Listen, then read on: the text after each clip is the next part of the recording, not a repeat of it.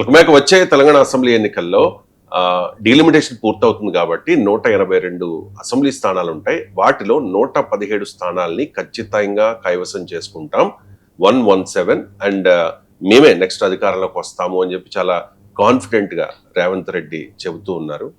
ఈ రోజు చెప్తున్నా 182 శాసనసభ నియోజకవర్గాలలో 117 సీట్ల పైన గెలిచి 117 మీడియా మిత్రులారా రాసుకోండి. 117 అంటే 117 శాసన సభ్యులను గెలిపించుకొని రెండవసారి తెలంగాణ రాష్ట్రంలో ప్రజాపాలనను కాంగ్రెస్ ప్రభుత్వాన్ని గెలిపిస్తాం.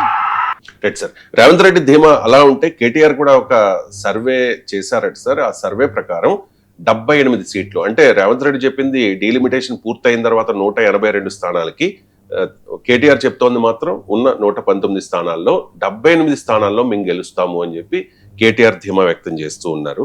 Sir it's too early to predict and discuss. ఇంకా 2.5 ఏళ్ళు ఉంది.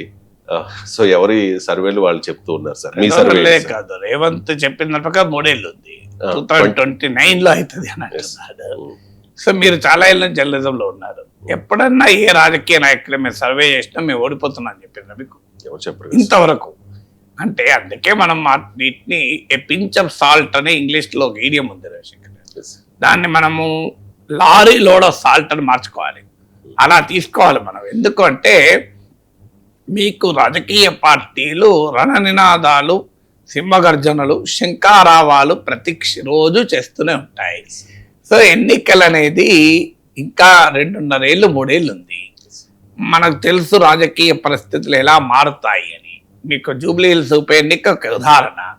జూబ్లీహిల్స్ ఉప ఎన్నికలో మీరు ఫస్ట్ స్టార్టింగ్ అయితే 12% అబౌవ్ ఉండే బీఆర్ఎస్ ఆధిక్యత. ఈవెన్ చివరి వారం వరకు కూడా బీఆర్ఎస్ ఆధిక్యతలో ఉండే. లాస్ట్ 1 వీక్ లో రకరకాల ఫ్యాక్టర్స్ కలిసి రావడంతో కాంగ్రెస్ పార్టీ 25,000 ఓట్ల మెజార్టీతో గెలిచింది. మనం చూశాం కదా.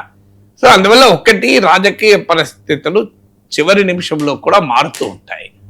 2 ఎన్నికల వచ్చే వరకు అనేక ఫ్యాక్టర్స్ పనిచేస్తాయి. ఇంకా 2.5 ఏళ్ళు రాష్ట్ర ప్రభుత్వ పనితీరు ఏంటి, ప్రతిపక్షం ఎంత యాక్టివ్గా ఉంది, ఇది అందువల్ల 2.5 years లో పార్టీల అభ్యర్థులు ఎవరు, పార్టీల మధ్య ఏమైనా పొత్తులు ఉంటాయా, రాజకీయ పరిణామాలు ఎలా మారుతూ ఉంటాయి అనేది ఎవరు చెప్పగలుగుతారు, నాయకుల అటు నుంచి ఇటు ఎవరు మారుతారు. సో ఈ పొలిటికల్ డెవలప్మెంట్స్ 2.5 years లో జరగబోయే వాటి ప్రభావం లేకుండా ఎన్నికల ఫలితాలను ఇవాళ డిసైడ్ చేయగలుగుతారా? ఇక 3వది మన ఎన్నికల స్వభావం ఏంటి. మీకు 2023 డిసెంబర్లో అసెంబ్లీ ఎన్నికలు జరిగాయి. బీఆర్ఎస్కు 37% ఓటింగ్ వచ్చింది, బీజేపీకి 14% ఓటింగ్ వచ్చింది.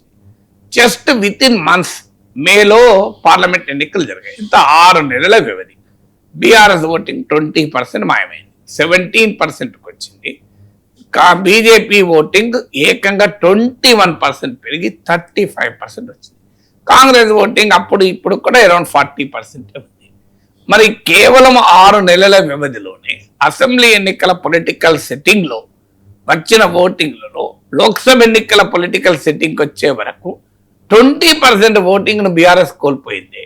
మరి ఇంకా 2.5 ఏళ్ల తర్వాత జరిగే ఎన్నికలలో గురించి ఇప్పుడే ఖచ్చితంగా ఎలా చెప్పగలం? 4వది మీకు ఎగ్జిట్ పోల్స్ అనుభవాలే చూశాను. 400 సీట్స్ ఎన్డీఏకి వస్తాయని 2024లో ప్రిడిక్షన్ చేశారు. ఏం జరిగింది? 240 సీట్స్ పడిపోయాయి. అంటే ప్రిడిక్షన్లో 60% పడిపోయాయి. మీకు ఇటీవల తమిళనాడు ఎన్నికలు చూడండి.